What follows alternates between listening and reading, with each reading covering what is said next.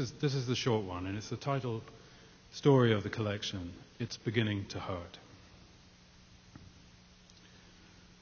Good lunch, Mr. Breyer? Excellent lunch. Sorley's? No, some Chinese place. Your wife rang.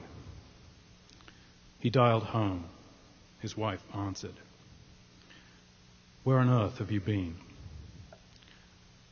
Sorry, darling. Complicated lunch.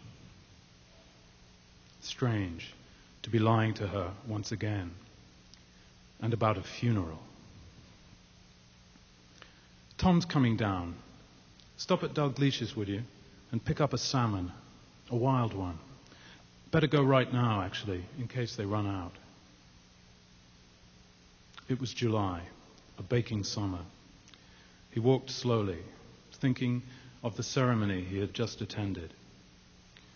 Among the half-dozen mourners, he had known only the solicitor who had introduced him to Marie 10 years ago and had told him of her death last week. The news had stunned him.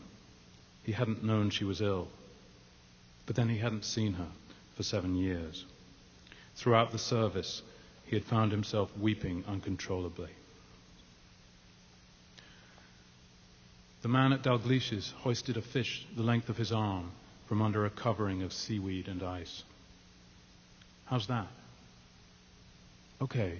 Would you gut her and clean her, sir? Please. The man slit the creature's belly with a short knife, spilling the dewy beige guts into a bucket. He rinsed the flecked mesh of scales and the red flesh inside, then wrapped the fish in paper and put it in a plastic bag. It was 6 inches too long for the office fridge. Damn. He went down to the stockroom. There were glue traps lying about with dead mice and beetles on them, but it was cooler there than upstairs. Uneasily, he placed the fish in the drawer of an old metal filing cabinet. For the rest of the afternoon, he worked on new rental listings. His eyes were burning when he stopped. It was late, and he had to hurry to the tube station. Sweating and panting, he emerged at Charing Cross just in time to get the 6:40. On the train, crowded with weekenders, he found himself thinking of Marie. They couldn't afford hotels, so they used to pretend she was a client, interested in one of the properties listed with his firm. Every home they entered was a different world. Making love in the sumptuously appointed Victorian maisonette or the cozy garden flat was an adventure into a series of possible lives, each with its own reckless joys. One afternoon they were rich socialites, the next a pair of bohemian students.